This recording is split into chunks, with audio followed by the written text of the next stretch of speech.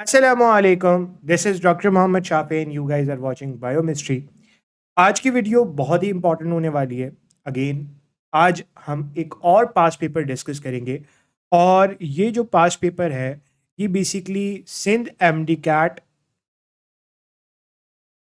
2024 का पेपर है जो कंडक्ट करवाया था DUHS ने. डाउ यूनिवर्सिटी ऑफ हेल्थ साइंसेज ने जो पेपर कंडक्ट करवाया था एमडी कैट 2024 के अंदर, वो पेपर हम डिस्कस करेंगे और पूरा बायोलॉजी सेक्शन इसका हम बहुत डिटेल के साथ बिना किसी देरी के देख रहे होंगे. तो वीडियो को एंड तक देखना ताकि तमाम क्वेश्चंस हम स्टेप बाय स्टेप बहुत डिटेल के साथ डिस्कस कर सकें. तो स्टार्ट करते हैं अपने लेक्चर को. क्वेश्चन नंबर 1 में आपसे कह रहा है, in which part of the brain a set of neurosecretory cells are found that exert control over the anterior pituitary gland by secreting, releasing and inhibiting factors. आसान जबान में आपसे कह रहा है कि ब्रेन में आपको कुछ न्यूरोसेक्रेटरी सेल्स मिलते हैं और वो न्यूरोसेक्रेटरी सेल्स एंटीरियर पिट्यूटरी को कंट्रोल कर रहे होते हैं. Anterior pituitary is the master gland. Anterior pituitary is the master gland, यानी कि बॉडी के डिफरेंट ग्लैंड्स की सिक्रीशन को कंट्रोल कर रहा है. बट एक चीज़ होती है master of master gland. Master of master gland का क्या मतलब है कि इस मास्टर ग्लैंड का भी कोई मास्टर है, इस मास्टर ग्लैंड को भी कोई कंट्रोल कर रहा है, and that is nothing but the hypothalamus. ठीक है, तो master of master gland is hypothalamus. तो आपसे बेसिकली कह रहा है कि ब्रेन में कुछ न्यूरोसेक्रेटरी सेल्स हैं जो बेसिकली एंटीरियर पिट्यूटरी को क्या कर रहे हैं, कंट्रोल कर रहे हैं. क्या रिलीज करके? इनहिबिटिंग फैक्टर और रिलीजिंग फैक्टर रिलीज करके. तो हमारे पास आंसर क्या है? सिंपल सा आंसर है हाइपोथैलेमस. क्यों? क्योंकि hypothalamus is the master of master gland. Master gland को भी कौन कंट्रोल कर रहा है? आपका हाइपोथैलेमस. और हाइपोथैलेमस क्या रिलीज करता है? रिलीजिंग फैक्टर जैसे GnRH वगैरह. ठीक है, गोनेडोट्रोफिन रिलीजिंग हार्मोन, इसी तरीके से प्रोलैक्टिन इनहिबिटिंग हार्मोन. ठीक है, या इनहिबिटिंग फैक्टर जो भी आप कह लो, ये सारे इनहिबिटिंग और रिलीजिंग फैक्टर्स कौन रिलीज कर रहा है? आपके पास हाइपोथैलेमस रिलीज कर रहा है. तो आंसर आपके पास क्या बन जाता है? आंसर आपके पास बन जाता है ऑप्शन बी. आगे बढ़ते हैं. अगले क्वेश्चन में आपसे कह रहा है फ्रॉस्ट बाइट. पहले तो ये समझो फ्रॉस्ट बाइट होती क्या है. अगर बहुत देर तक बहुत ठंडे मौसम में किसी ऑर्गन को एक्सपोज कर दिया जाए, फॉर एग्जांपल ये हाथ है और आप बहुत ही ठंडे मौसम के अंदर माइनस टेम्परेचर के अंदर इस हाथ को रख लो, -40 में इस हाथ को ले जाके ऐसे ही रख दो, तो होगा क्या कि ये जो हाथ की ब्लड वेजल्स हैं ये क्या हो जाएंगी? कंस्ट्रिक्ट हो जाएंगी. जब ये कंस्ट्रिक्ट होंगी, इसमें ब्लड की सप्लाई कम होगी, जिसे आप कहोगे वेजो कंस्ट्रिक्शन. तो जब वेजो कंस्ट्रिक्शन होगी तो वेजो कंस्ट्रिक्शन की वजह से उंगलियों तक ब्लड कम पहुंचेगा, और जब उंगलियों तक ब्लड कम पहुंचेगा तो अल्टीमेटली जो हाथ के सेल्स हैं वो क्या करना शुरू हो जाएंगे? डाई करना शुरू हो जाएंगे. तो frostbite basically damage to the tissue को कह रहे हो आप. टिश्यू को डैमेज हो रहा है ड्यू टू द कोल्ड. ठीक है, that is the frostbite. अब ये फ्रॉस्ट बाइट क्यों हो रही है, रीजन हमने डिस्कस कर लिया. That is due to the vasoconstriction. Vasodilation में तो ब्लड ज्यादा आएगा, तो ये मसला होना नहीं चाहिए. Fluid retention is totally a different thing. Muscular expansion भी नहीं हो सकता एंड वेस्कुलर कॉन्ट्रैक्शन भी नहीं हो सकता. तो option D is the right answer. ठीक है, चलो आगे बढ़ते हैं क्वेश्चन की तरफ. अगले क्वेश्चन में आपसे कह रहा है stimuli such as pressure, touch, stretch, motion stimulus, motion stimulate which of the following receptor. अब देखो, हमें पता है कि ये जो टच हो गया, स्ट्रेच हो गया, ये सारी जो चीज़ें हैं, ये जो टच है, प्रेशर है, स्ट्रेच है, मोशन है, ये सारी जो चीज़ें हैं ये आपके पास कौन कंट्रोल कर रहा होता है? ये बेसिकली हैं क्या? ये मैकेनिकल स्टिमुलस हैं. तो जाहिर सी बात है, अगर ये मैकेनिकल स्टिमुलस हैं तो इनको कंट्रोल करने वाला, इनको डिटेक्ट करने वाला कौन होगा? मैकेनो रिसेप्टर होगा. थर्मो रिसेप्टर तो टेम्परेचर को डिटेक्ट करता है, तो ये तो नहीं हो सकता. ठीक है, इसी तरीके से गस्टेटरी रिसेप्टर आपको ज़बान के ऊपर मिलेगा, टेस्ट को डिटेक्ट कर रहा होता है. ऑल फैक्ट्री आपको जो है वो नोज़ के अंदर मिलेगा, तो ये भी नहीं हो सकता. Option B is the most appropriate and the most right answer. ठीक, आगे बढ़ते हैं.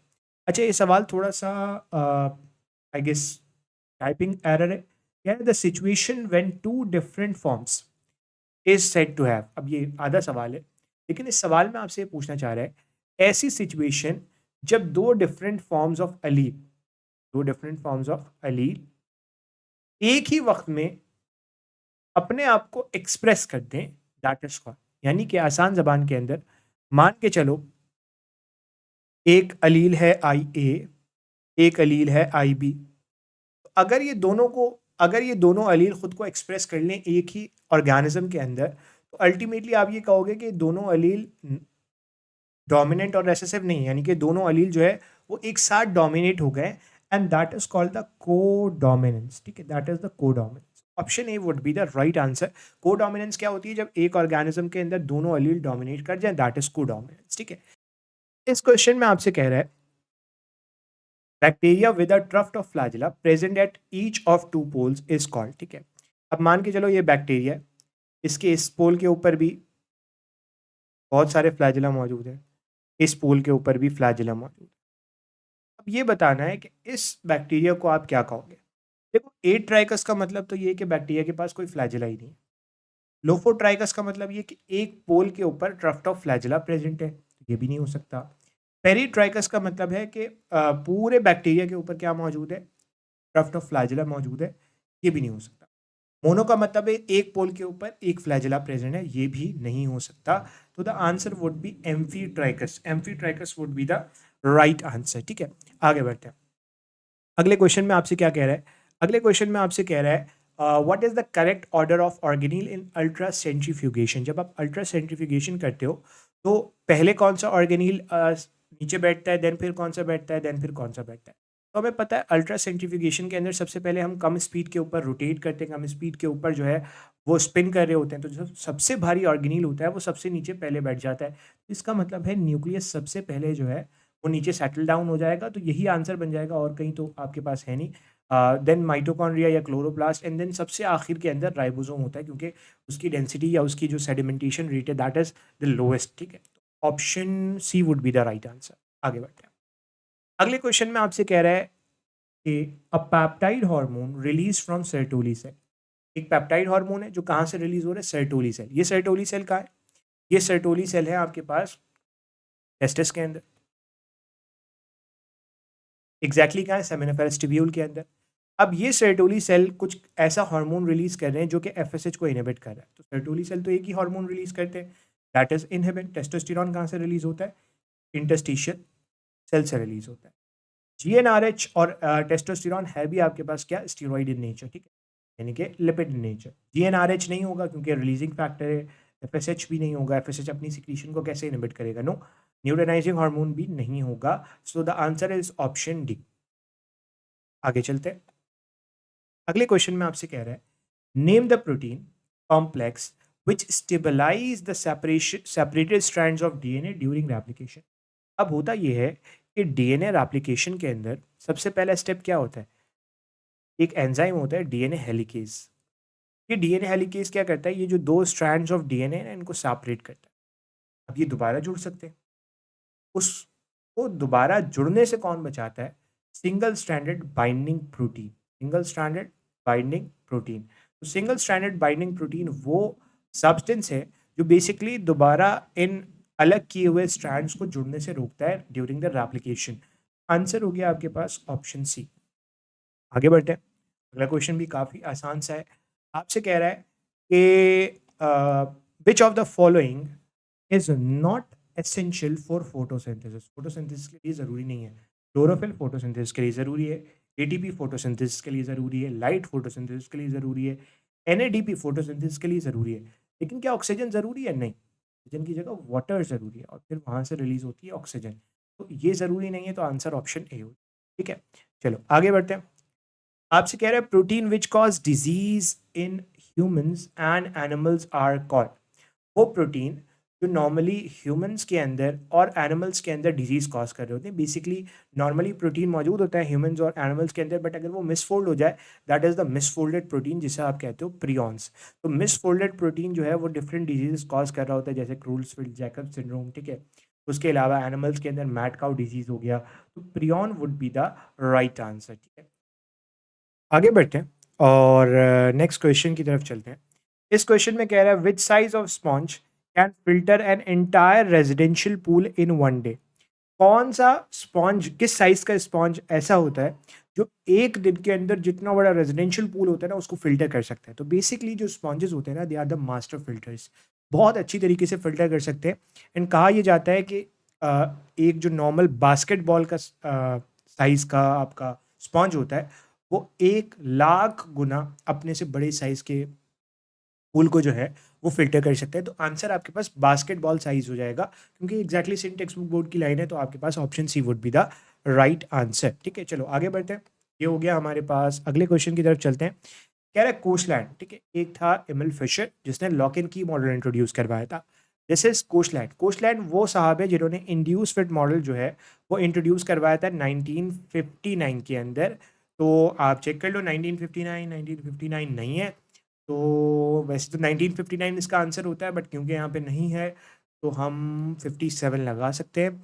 Answer is option A. ठीक है, चलो अप्रॉक्सीमेट। आगे बढ़ते हैं। अगले क्वेश्चन में आपसे कह रहा है why do ribosome require magnesium आइन। राइबोसोम को मैग्नीशियम आइन की ज़रूरत क्यों होती है? नॉर्मली होता ये है कि राइबोसोम जो है वो, उनके जो दो सब यूनिट होते हैं, दिस इज द लार्जर सब unit and this is the smaller सब यूनिट, ये अलग अलग होता है। नॉर्मली होता ये है कि ये अलग अलग होता है, एंड जब यहाँ पे आपकी ट्रांसलेशन शुरू होती है ना, ट्रांसलेशन का मतलब ये है कि आपकी प्रोटीन सिंथेसिस शुरू होती है, तब आपका ये जो राइबोसोम के दोनों सब यूनिट हैं कंबाइन करते हैं एंड अल्टीमेटली ट्रांसलेशन कर रहे होते हैं। इसका मतलब ये है कि ट्रांसलेशन के प्रोसेस के वक्त ये दोनों फ्यूज़ करते हैं, और फ्यूज़ करने के लिए इनको चाहिए होता है मैग्नीशियम आइन। सो मैग्नीशियम आइन क्यों चाहिए होता है? Stabilize the ribosomal structure, ribosomal structure को स्टेबलाइज करने के लिए, दोनों सब यूनिट को मिलाने के लिए। ठीक है, चलो आगे बढ़ते हैं। क्वेश्चन में आपसे कह रहा है haemoglobin fails to carry sufficient oxygen. Haemoglobin sufficient oxygen carry नहीं कर पा रहा, जिसकी वजह से एक बंदे की डेथ हो रही है।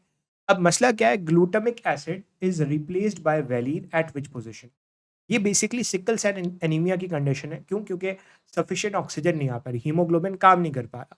अब हीमोग्लोबिन सफिशिएंट ऑक्सीजन को कैरी नहीं कर पा रहा, तो होता ये है कि नॉर्मली हीमोग्लोबिन के अंदर दो चेन अल्फा चेन होती हैं, दो अल्फा चेन होती हैं एंड दो बीटा चेन होती है। तो बीटा चेन पे 6 पोजीशन पे नॉर्मली क्या होता है? ग्लूटामेट होता है। ग्लूटामेट की जगह अगर वैलीन आ जाए म्यूटेशन की वजह से, तो अल्टीमेटली इस तरह का जो हीमोग्लोबिन होता है ना, दैट इज हीमोग्लोबिन एस। ठीक है, sickle cell haemoglobin. And ultimately इस पोजीशन के अंदर अगर वैलीन आ गया, 6 पोजीशन के अंदर वैलीन आ गया, सिकल सेल हीमोग्लोबिन बन गया, अल्टीमेटली इसकी वजह से सिकल सेल एनीमिया की कंडीशन होगी। सो 6 position is the right answer. ठीक है, चलो आगे बढ़ते हैं अगले सवाल की तरफ। कह रहा है विच वायरस किल कैंसर सेल इन एड्स इम्यूनिटी। कौन सा वायरस कैंसर सेल्स को मारने के काम आएगा? देखो सैक्रोमाइसिस जो है वो फंगस की एक टाइप है, लैक्टोबैसिलस बैक्टीरिया है। ठीक है, पेनिसिलियम अगेन एक फंगस है, लिम्फोबैक्टीरियम लग रहा है कोई बैक्टीरिया है, तो ये तो सिंपली नहीं हो सकता। ऑन्कोलिटिक, ऑन्को कहते हैं कैंसर को, oncology is the study of cancer. Oncolytic, lytic तोड़ना, तो ऑन्कोलिटिक वायरसेस जो है वो नॉर्मली काम कर रहे होंगे। Very simple. ठीक है, ओके, मूविंग फॉरवर्ड। अगले क्वेश्चन में आपसे कह रहा है formation of hard uric acid crystals. ठीक है, यूरिक एसिड के जो बड़े बड़े क्रिस्टल्स हैं वो जॉइंट के अंदर जमा हो चुके हैं, इस कंडीशन को आप क्या कहते हो? पहली बात तो ये अर्थराइटिस की कंडीशन है। Arthritis is the inflammation of joint, तो अर्थराइटिस की कंडीशन है। कौन सा अर्थराइटिस है? रूमेटॉइडल अर्थराइटिस इज बेसिकली आपका ऑटो इम्यून अर्थराइटिस, जिसमें अपनी ही बॉडी की एंटीबॉडीज जॉइंट के ऊपर हमला कर रही होती, तो ये नहीं हो सकता। एनकाइलोजिंग स्पॉन्डिलाइटिस ये स्पाइन की कंडीशन है, जिसके अंदर बेसिकली इन्फ्लेमेटरी आर्थराइटिस हो जाता है स्पाइन के अंदर, तो ये भी नहीं हो सकता। ऑस्टियो अर्थराइटिस ये नॉर्मली आपको देखने को मिलता है बुढ़ापे के अंदर, ये भी नहीं होगा। Callus is not appropriate term, तो gout is the right answer. Option D would be the right answer. Moving forward, अगले क्वेश्चन में आपसे कह रहा है the pigment in the muscle responsible for binding of oxygen. अब देखो दो जगह आपको पिगमेंट मिलते हैं, एक आपको मिलता है ब्लड के अंदर हीमोग्लोबिन जो ऑक्सीजन के साथ बाइंड करता है, और एक आपको मसल के अंदर मिलता है myoglobin that is responsible for binding the oxygen. Option C would be the right answer. बहुत आसान सा क्वेश्चन है। आगे बढ़ेंगे, क्या रहा है in gram negative bacteria. Gram negative bacteria और ग्राम पॉजिटिव बैक्टीरिया के अंदर फर्क क्या है? ग्राम पॉजिटिव के अंदर पेप्टाइडोग्लाइकन की लेयर थिक होगी, ज़्यादा पेप्टाइडोग्लाइकन होगा, इसीलिए वो ग्राम पॉजिटिव है। ठीक है, यहाँ पे क्योंकि पेप्टाइडोग्लाइकन की लेयर थिन होती है, ये ज़्यादा मोटी नहीं होती, तो अगेन ये स्टेन को रिटेन नहीं कर पाता, जिसकी वजह से क्या है ग्राम नेगेटिव। मूविंग फॉरवर्ड, अगला क्वेश्चन भी काफ़ी आसान सा है। कह रहा है the human enzyme are highly active at about. Human enzyme किस टेम्परेचर के ऊपर ज़्यादा एक्टिव है? That is about 37 degree Celsius. ठीक है, तो 37 डिग्री सेल्सियस वो टेम्परेचर है जिसके ऊपर ह्यूमन बॉडी के तमाम एंजाइम जो है वो 100% अपना काम कर रहे होते हैं। ठीक है, चलो आगे बढ़ते हैं। अब आपसे कह रहा है कि सेगमेंटेड वर्म्स के अंदर लोकोमोशन कौन करवा रहा होता है। तो सेगमेंटेड वर्म्स एनालिडा के अंदर जो आपके पास लोकोमोशन है वो करवाई जा रही होती है थ्रू सीटा, जो कि पैरापोडिया के साथ भी हो सकते हैं एंड विदाउट पैरापोडिया भी हो सकते हैं। तो ट्रू पॉड्स नहीं, सूडोपोडिया नहीं, सेगमेंटेड नहीं, पेरिट्राइकस फ्लैजिला नहीं। तो वैसे इसका आंसर आपका सीटा बनता है। ठीक है, यहाँ पे ऑप्शन में नहीं है तो सीटा would be the right answer. ठीक है, मूविंग फॉरवर्ड। अगले क्वेश्चन में आपसे क्या कह रहा है, अगले क्वेश्चन में आपसे कह रहा है the type of carbohydrate made up of 6 to 10 monosaccharide. भाई मोनोसेक्राइड तो हो ही नहीं सकता ना इसका आंसर, क्यों? क्योंकि 6 से 10 मोनोसेक्राइड मिल रहे हैं, जिसकी वजह से एक कंपैरेटिवली लेस सॉल्यूबल और लेस स्वीट सब्सटेंस बन रहा है, दैट इज ऑलिगोसेक्राइड। तो मोनोसेक्राइड तो मोनोमर होता है। अब 6 से 10 में से तो 2 से लेकर 10 तक मोनोसेक्राइड अगर मिलेंगे दैट फॉर्म द ऑलिगोसेक्राइड, और 10 से ज़्यादा होंगे तो पॉलीसेक्राइड। आप आंसर इज ऑप्शन ए। ठीक है, मूविंग फॉरवर्ड। अगले क्वेश्चन में आपसे कह रहा है the technique is use to determine growth of bacteria, rate of photosynthesis and minute quantity of DNA. कौन सी ऐसी टेक्निक है जो इस्तेमाल की जाती है बैक्टीरिया की ग्रोथ को देखने के लिए कि कितना बैक्टीरिया ग्रो कर चुका है, कितना फोटोसिंथेसिस का रेट है, और कितना माइन्यूट क्वांटिटी के अंदर भी डीएनए मौजूद है या नहीं। तो बेसिकली यहाँ पे जो टेक्निक इस्तेमाल की जाती है दैट इज स्पेक्ट्रोफोटोमीट्री, जिसके अंदर आप लाइट रे को डालते हो उस सब्सटेंस के ऊपर, जितनी ज़्यादा वो एब्जॉर्ब कर रही है इसका मतलब है उतनी ज़्यादा बैक्टीरियल ग्रोथ है। तो बेसिकली स्पेक्ट्रोफोटोमीट्री को आप इस्तेमाल कर रहे हो तो इस पर्पज़ के लिए answer would be option E. आगे बढ़ते हैं। अगले क्वेश्चन में आपसे कह रहा है which of the following is an example of subviral particle that infect plant. कौन सा ऐसा सब वायरल पार्टिकल है जो प्लांट को इन्फेक्ट करता है normally, that is viroid. Viroid is the right answer. अच्छा भाई, आगे बढ़ेंगे। अगले क्वेश्चन में आपसे कह रहा है इन हेटेरोट्रॉफ। ठीक है, हेटेरोट्रॉफ, हेटेरोट्रॉफ के अंदर डाइजेशन के अंदर बड़े मॉलिक्यूल को, macromolecule are broken down into monomers. बड़े मॉलिक्यूल को आप छोटे मोनोमर में कन्वर्ट करते हो बाय हाइड्रोलिसिस। हाइड्रोलिसिस के जरिए कौन से एंजाइम इस्तेमाल होते हैं? हाइड्रोलिटिक एंजाइम इस्तेमाल होते हैं। तो हाइड्रोलिटिक एंजाइम वो हैं जो हाइड्रोलिसिस करवा रहे होते हैं। बहुत सारी एग्जाम्पल है, लाइपेज, अमाइलेज, ये वो सारी एग्जाम्पल्स इसके अंदर आ जाएंगी। आगे बढ़ते हैं। अगले क्वेश्चन में आपसे कह रहा है animal that have ladder like nervous system consisting of two nerves. ऐसा एनिमल जिसके पास लेडर लाइक नर्वस सिस्टम है, मतलब इस तरीके से आपको नर्वस सिस्टम मिलेगा जिसमें दो पैरेलल नर्व कॉर्ड्स होती हैं और बीच में जो है वो नर्व कॉर्ड इस सिस्टम को कनेक्ट कर रही होती हैं, दैट इज बेसिकली प्लेनेरिया वाला। ठीक है, तो प्लेनेरिया वाला जो नर्वस सिस्टम है वो आपको कहाँ मिलेगा? जाहिर सी बात है प्लेनेरिया का ताल्लुक प्लेटियल मेंटिस से। Option E platyhelminthes would be the right answer. ठीक है, belongs to platyhelminthes. Okay, moving forward. अगला क्वेश्चन बहुत आसान सा। एंजाइम की टर्म किसने डिफाइन करवाई? एंजाइम की टर्म किसने बताई? दैट इज कोने। ठीक है, option C would be the right answer. आगे बढ़ते हैं अगले क्वेश्चन की तरफ। कह रहा है which lipophilic hormone is found in every tissue. कौन सा ऐसा हार्मोन है लाइपोफिलिक जो आपको हर टिश्यू में मिलेगा and that is involve in dealing with inflammation, blood flow and protection from injury. तो ब्लड फ्लो को रेगुलेट करेगा, इन्फ्लेमेशन के साथ रिस्पॉन्सिबल है। तो आपका आंसर सीधा सीधा यहाँ पे प्रोस्टाग्लैंडिन होता है। क्यों? क्योंकि प्रोस्टाग्लैंडिन आपको बॉडी के हर टिश्यू में मिलेगा। Option D would be the right answer. Moving forward. कह रहा है Hardy Weinberg equation. Hardy Weinberg equation बोल रहा है, तो Hardy Weinberg equation is P square plus 2pq plus Q square equals to 1। ठीक है, देख लो, P square plus 2pq plus Q square equals to 1। Option A would be the right answer. बहुत सीधी सीधी इक्वेशन आपसे पूछी थी, कोई ऐसा मसला नहीं था। देन अगले क्वेश्चन में आपसे कह रहे हैं F C Steward use this plant for इस एक्सपेरिमेंट। स्टीवार्ड ने टिश्यू कल्चर के अंदर जो प्लांट इस्तेमाल किया था that was the carrot plant. Carrot plant के अंदर भी क्या इस्तेमाल किया था? उसका phloem cell. Answer is option D. आगे बढ़ते हैं।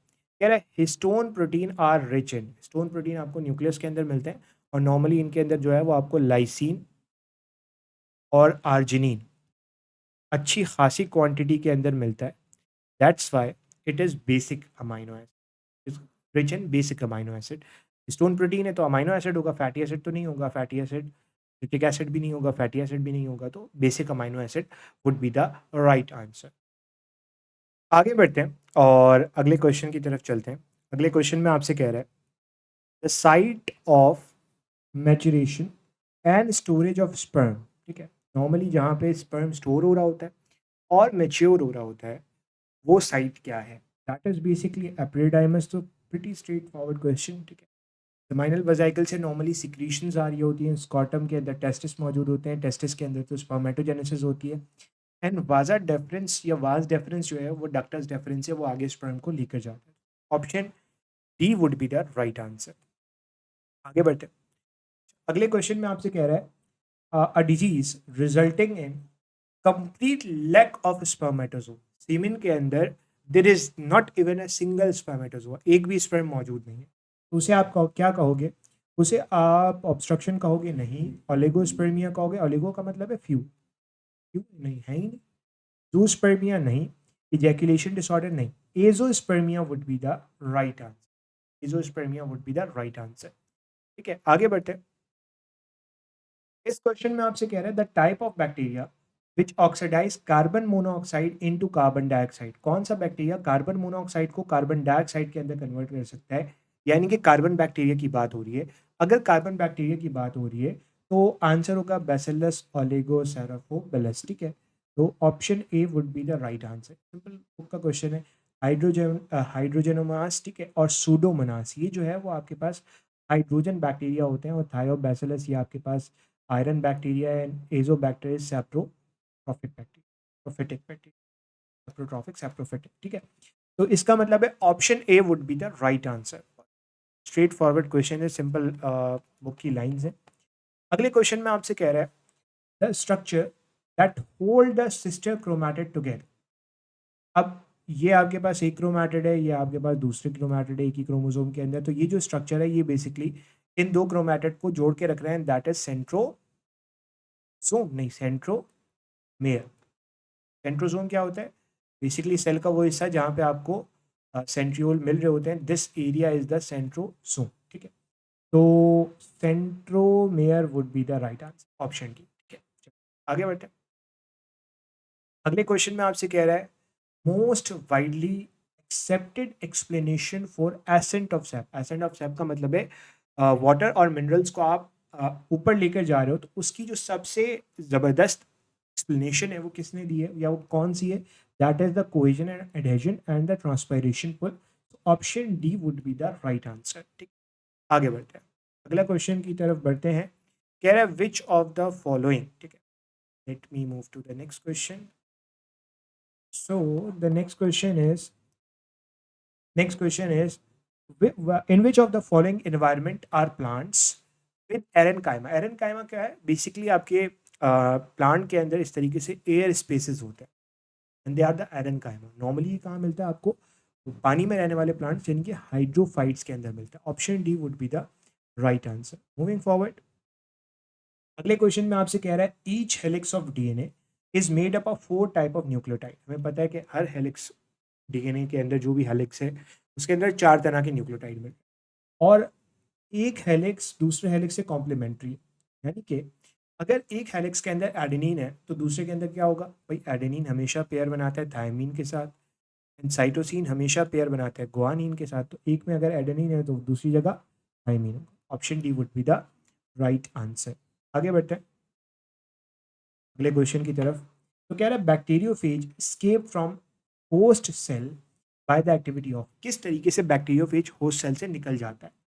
तो वहाँ पे एंजाइम होता है, that is lysozyme, not lysosome, lysozyme, जिसकी वजह से बैक्टीरियल सेल वॉल डाइजेस्ट होती है एंड अल्टीमेटली बैक्टीरियोफेज निकल जाता है। तो option B would be the right answer. आगे बढ़ेंगे। Which soft bodied animal is usually ambisexual? कौन सा सॉफ्ट बॉडेड एनिमल एम्बीसेक्सुअल है? एम्बीसेक्सुअल का मतलब ये कि अपनी ज़िंदगी शुरू करता है मर्द के तौर पे और फिर चला जाता है फीमेल की तरह एक्ट करने के लिए, एंड ये चलता रहता है, मतलब मेल और फीमेल दोनों तरह से एक्ट करता है। That is nothing but the oyster. ठीक है, अच्छा, आंसर इज ऑप्शन ई। आगे बढ़ते हैं। कह रहे हैं the number of teeth in deciduous and permanent teeth. अब आपको पता है ह्यूमंस आर डाइफिडॉन। डाइफिडॉन का मतलब ये कि पूरी जिंदगी में ह्यूमंस के पास 2 सेट्स ऑफ टीथ होते हैं। एक वो जो जैसे आप दूध के दांत कहते हो, डेसिडुअस टीथ कहते हो, कितने होते हैं भाई? ये 20 होते हैं। और परमानेंट टीथ कितने होते हैं? 32 होते हैं। तो आपका आंसर क्या हो गया? 20 and 32 respectively. Option E would be the right answer. आगे बढ़ेंगे। अगला सवाल भी काफी आसान सा है। कह रहा है which hormone is responsible to convert ruptured follicle into yellowish glandular mass. अब फॉलिकल को येलोइश मास के अंदर कौन कन्वर्ट कर रहा है? बेसिकली कॉर्पस लूटियम कौन बना रहा है? Luteinizing hormone. नाम सब कुछ बता रहा है, ल्यूटियम, ल्यूटिनाइजिंग हार्मोन। तो ल्यूटिनाइजिंग हार्मोन बेसिकली फॉलिकल को कन्वर्ट करता है corpus luteum. Option D would be the right answer. अगले क्वेश्चन की तरफ चलते हैं। कह रहा है phase genome incorporated with the host DNA.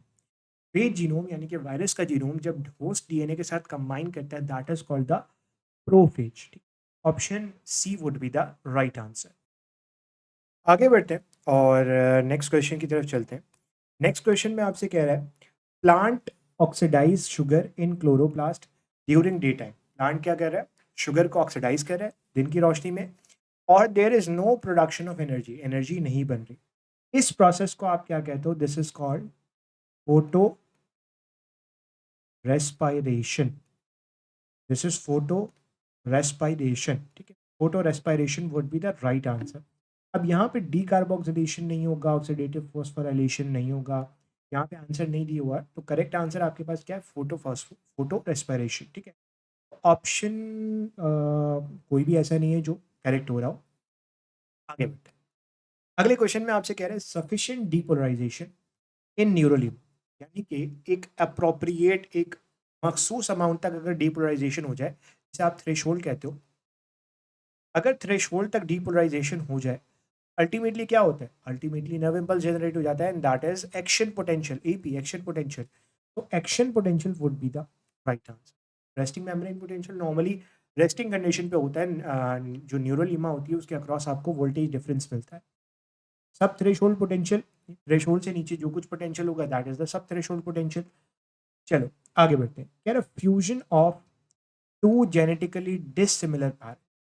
आप दो जेनेटिकली डिसिमिलर पेरेंट्स को फ्यूज करवा रहे हो, किसके जरिए? आर्टिफिशियल पॉलिनेशन के जरिए। यानी कि एक टॉल है, एक डार्क है, जेनेटिकली डिफरेंट है, एक कैपिटल टी है, एक स्मॉल टी है, इनको आप क्रॉस करवा रहे हो। क्या आएगा? Capital T small T. ये क्या है? हाइब्रिड, हाइब्रिड है। तो this process is called hybridization. Option C would be the right answer. आगे बढ़ते हैं। कह रहा है in flowering plants food is translocated in the form of. Food किस फॉर्म में ट्रांसलोकेट होता है? सुक्रोज की फॉर्म में। क्या बनता है? मेसोफिल सेल्स में बनता है। तो option B would be the right answer. आगे बढ़ेंगे। आगे कह रहा है which reaction is also known as Z scheme. अब ये जेड स्कीम है क्या? This is basically light reaction. Light reaction के अंदर दो तरह के फोटोफॉस्फोराइलेशन होती है। एक होती है साइक्लिक, ये नॉर्मली नहीं होती। एक होती है नॉन साइक्लिक।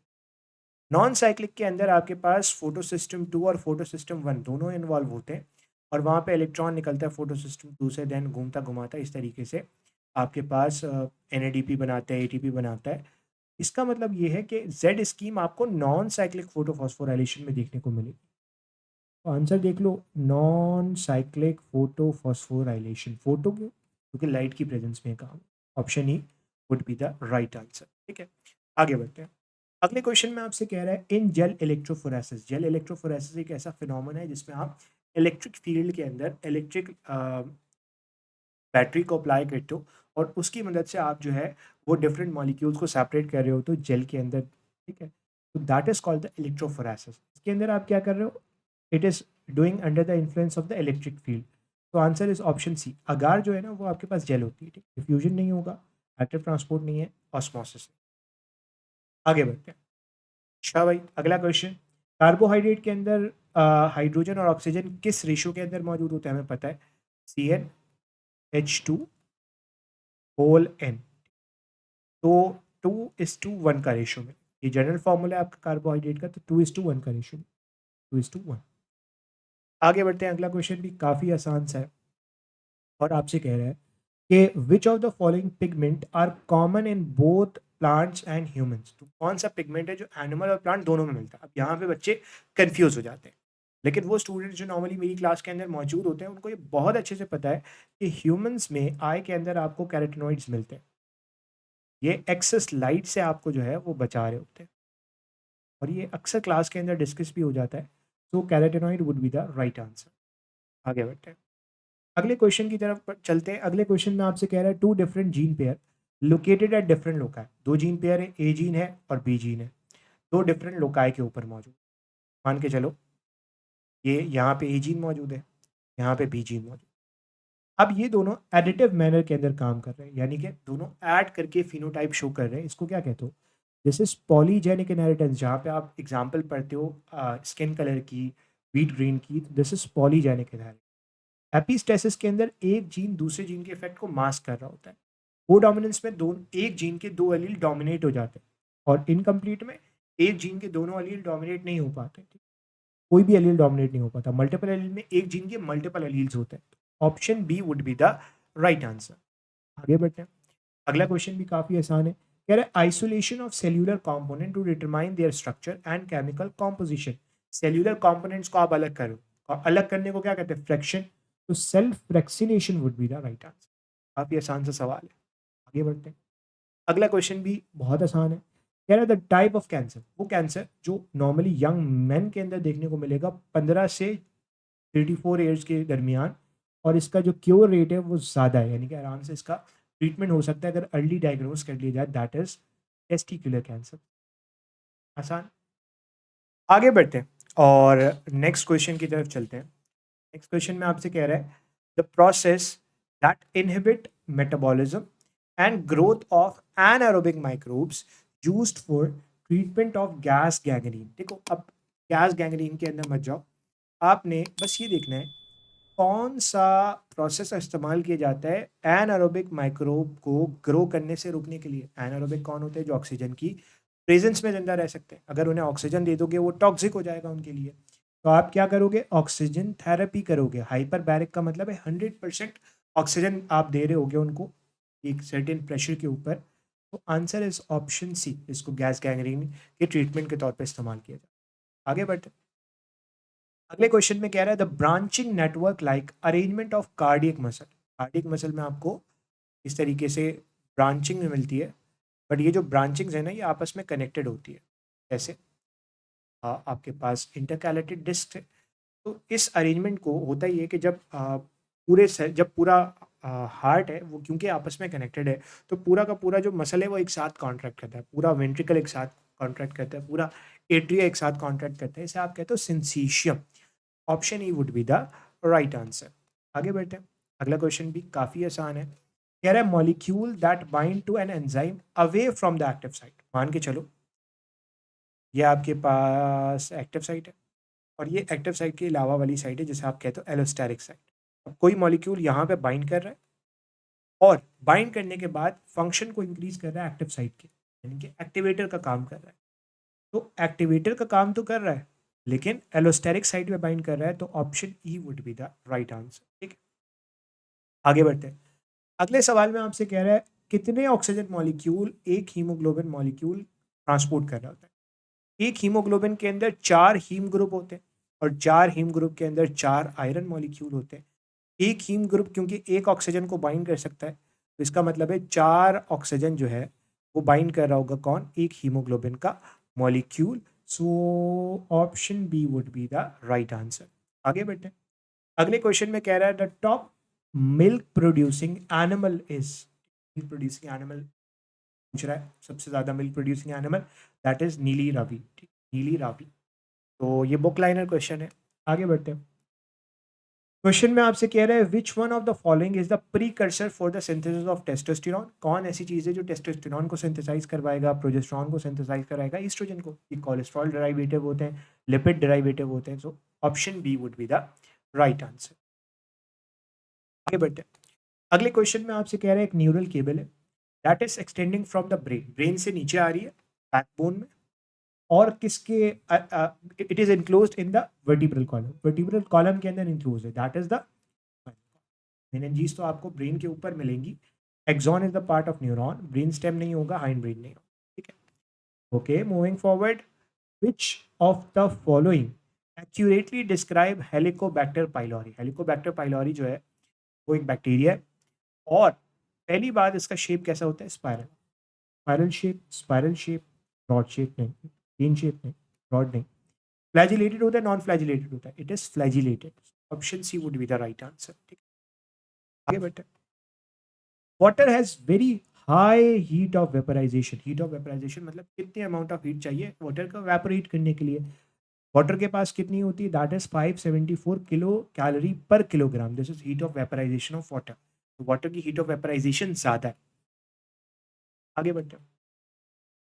कह रहा which cells are responsible for the formation of cartilage. Cartilage का वर्ड आ गया तो कॉन्ड्रो, कॉन्ड्रोसाइट लिखा हुआ है, वैसे कॉन्ड्रोब्लास्ट होना चाहिए बट कॉन्ड्रोसाइट अगर लिखा हुआ है तो चलो मान के चलते हैं। वैसे एग्जैक्टली फॉर्मेशन ऑफ कार्टिलेज के अंदर जो रोल है वो है कॉन्ड्रोब्लास्ट का, रैपिडली डिवाइडिंग कार्टिलेज सेल्स। ठीक है, chondroblast would be the right answer.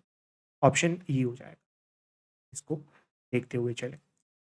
Tautomerism के बारे में क्या स्टेटमेंट करेक्ट है? टोटोमेरिज्म क्या होता है? जब एक कंपाउंड दो इंटरकन्वर्टेबल फॉर्म के अंदर मिले, ये बी के अंदर कन्वर्ट हो जाए, बी ए के अंदर कन्वर्ट हो जाए, इंटर कन्वर्टेबल है, तो इनका नॉर्मली जो मॉलिक्यूलर फॉर्मूला होता है वो सेम होता है। तो option C would be the right answer.